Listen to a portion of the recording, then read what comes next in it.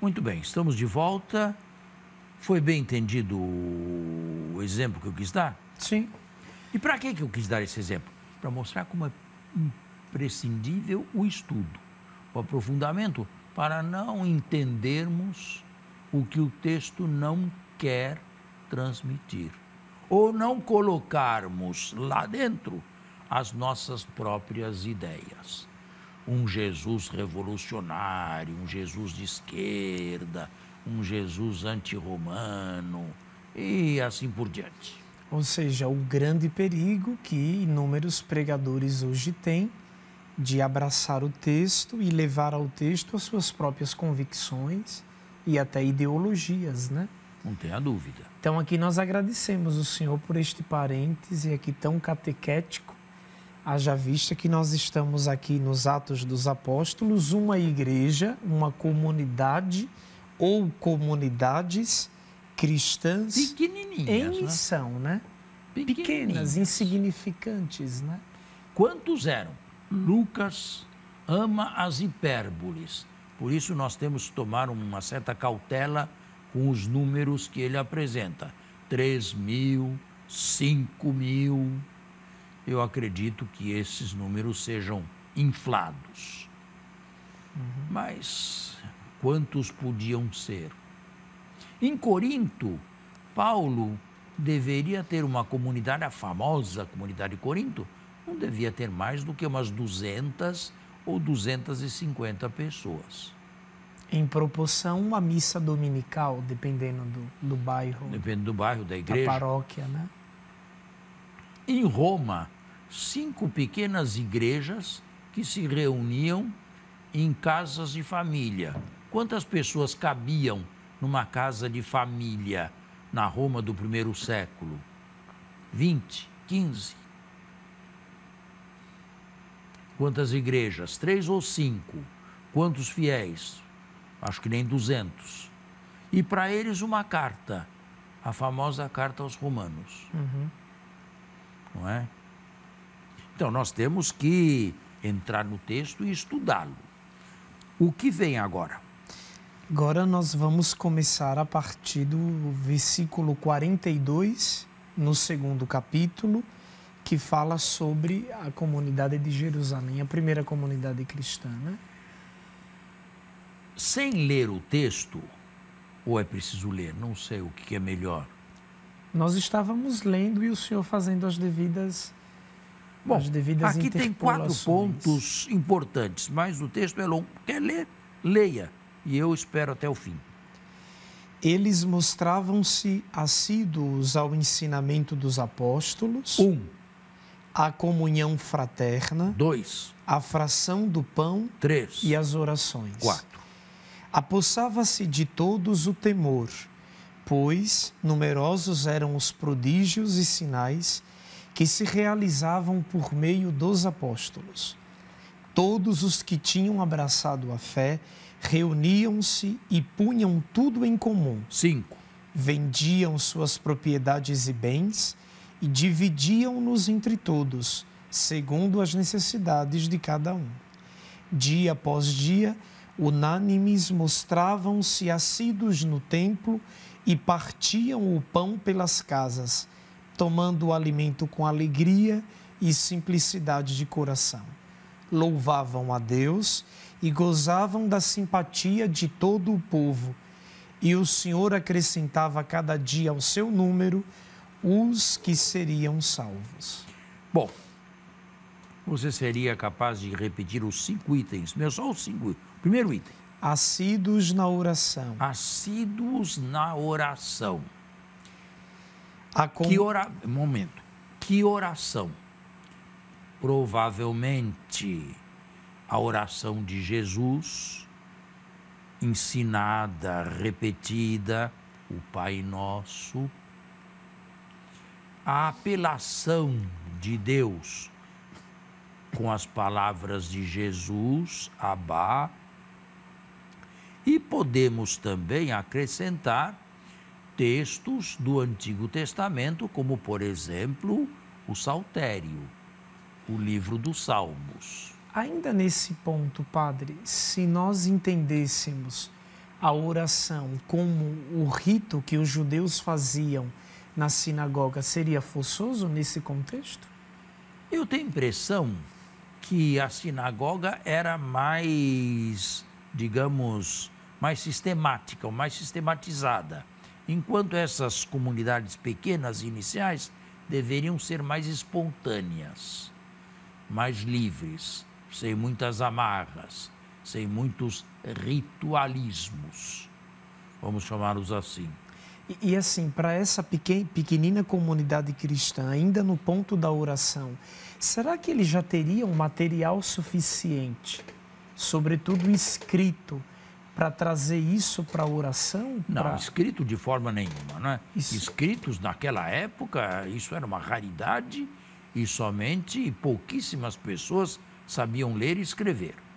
Não é como nós hoje que temos livros à vontade aí e formamos bibliotecas imensas, se quisermos, em nossas casas.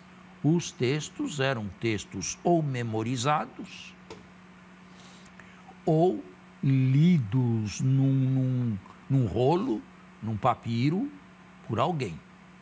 Mas, sobretudo, ouvido pela multidão, por aqueles que estavam presentes. Isto com relação às orações. E podemos imaginar também que algumas outras orações seriam espontâneas, a modo carismático. O segundo ponto, a comunhão fraterna. Lucas é muito sensível a apresentar os inícios da igreja como se fosse a idade de ouro. Nós não estamos aqui, digamos, na história, mas estamos aqui no que Lucas imaginava ou desejava que fosse uma igreja, pintando com cores de ouro a primeira comunidade de Jerusalém. Que as coisas não fossem assim tão áureas como ele pinta, vai se ver logo em seguida, a partir do capítulo 5º. Mas quando ele fala nesse termo comunhão, o que nós devemos entender como ouvintes leitores do texto? Uma comunhão já eucaristizada? Não. Uma comunhão ritualista ou uma comunhão no sentido de partilha de bens? Nem uma coisa nem outra. Uma comunhão no sentido de acolhida ou de acolhimento. Eles deviam ser todos galileus, onde moravam. Não havia uma casa ainda, uma igreja, um convento, um mosteiro. Isso é tudo anacrônico. Eles deviam se hospedar em casas de outros, deviam repartir as refeições. Isto é a caridade fraterna, a união fraterna que entende Lucas escrevendo 50 anos depois e sem ter estado lá e sem ter fotografado coisa alguma. Terceiro item. A fração do pão. Esta é uma expressão mais difícil de ser traduzida. Há os que afirmam imediatamente Eucaristia. Eu seria mais cauteloso. Eu não acredito que se possa simplesmente retroprojetar no passado a riquíssima teologia que nós temos hoje a respeito da Eucaristia. Fração do pão pode significar outra coisa também. O fato, e era bem o estilo oriental, judaico, de se comer juntos, ou se dividir o pão, num sinal de fraternidade, num sinal de comunhão.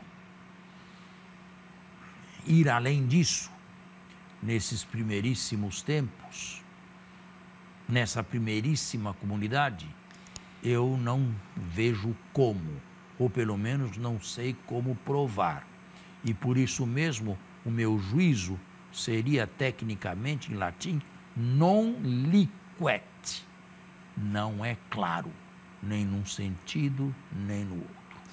De repente, unir essa fração do pão à visita de Jesus no episódio dos 2 discípulos lá do fim do 3º evangelho é forçoso, padre? A famosa passagem dos discípulos de Emaús. Isso aqui aconteceu durante a vida de Jesus tantas vezes. Jesus deve ter repartido o pão, até a multiplicação dos pães, nós conhecemos. Jesus deve ter repartido o pão tantas vezes.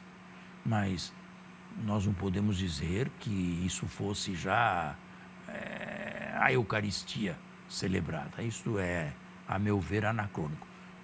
Que ela fosse celebrada no 1º século, eu não tenho dúvida.